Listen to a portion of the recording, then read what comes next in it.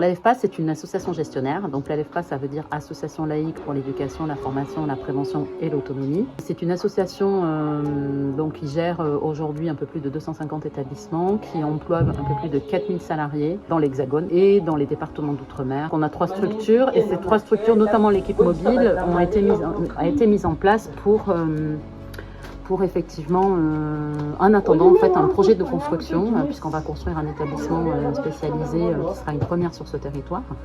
Donc cet établissement accueillera 42 enfants polyhandicapés et 11 adultes polyhandicapés.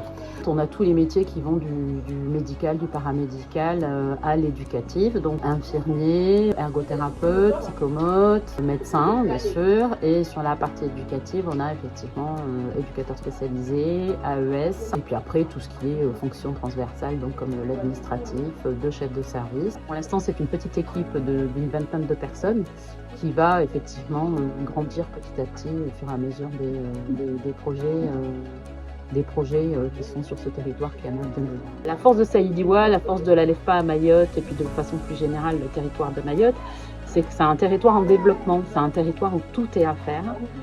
C'est un territoire qui est vierge, on est un peu comme des pionniers, c'est-à-dire que la mise en place d'équipements médico-sociaux, on n'est pas dans les virages inclusifs, la transformation, tout ce qu'on entend beaucoup dans notre secteur en métropole, on est plus dans de la mise en place, de l'innovation, parce que qui dit mise en place dit innovation. Aujourd'hui, on a du recul par rapport à ce qui se fait en métropole, par rapport à ce qui se fait dans les pays anglo-saxons, et ça permet de pouvoir innover et de mettre en place des modalités d'intervention un peu qui sortent un peu de ce qui se fait de façon classique en institution en métropole.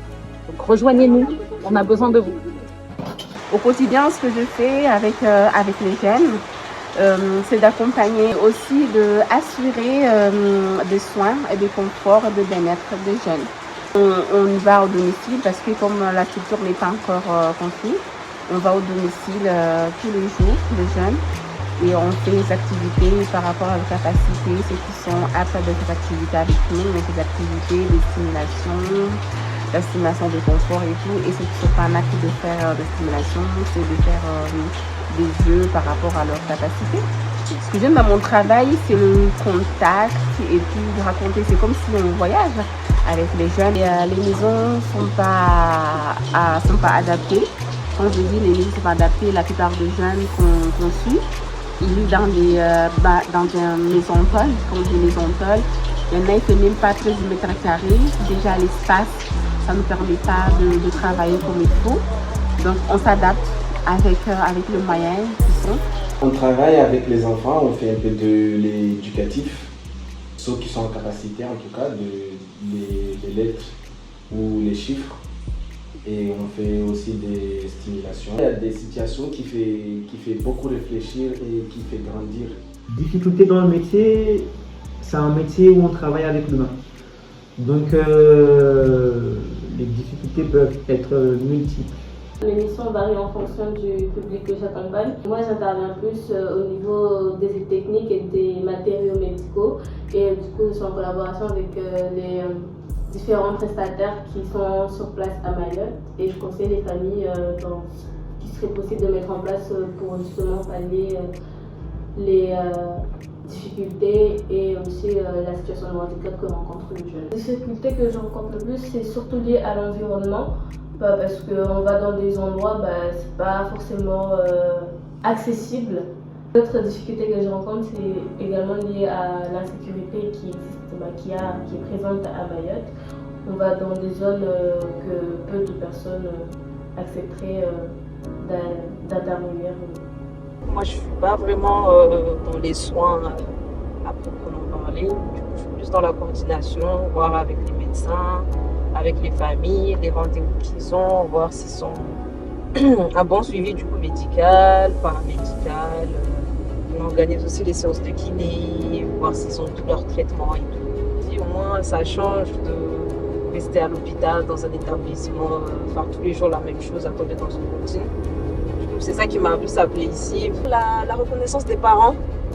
Ouais, la reconnaissance des parents, de voir qu'il y a des personnes qui s'occupent d'eux à Mayotte, ils ne sont pas seuls. Ça fait plaisir, voilà. Et aussi voir les enfants aussi contents, qui quelqu'un qui vient les voir, jouer avec eux, s'amuser.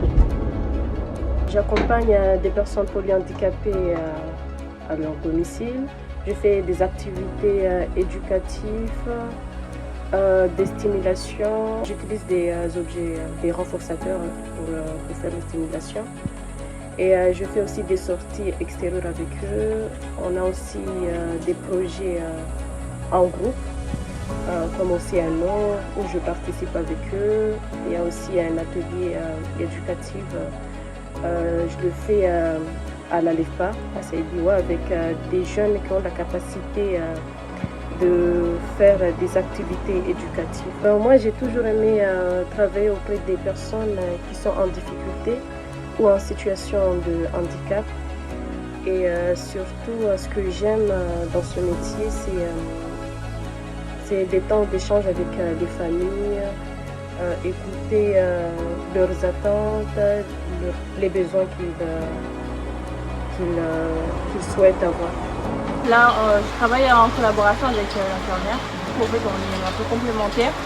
C'est-à-dire, nous, si l'une n'est pas là, on peut se remplacer. C'est pas comme à l'hôpital où chacun a une mission particulière. Et du coup, on est dans la coordination des soins. On a les soins du confort qu'on fait à domicile avec les enfants polyhandicapés. Et on fait aussi de l'accompagnement éducatif comme tout le monde de l'équipe.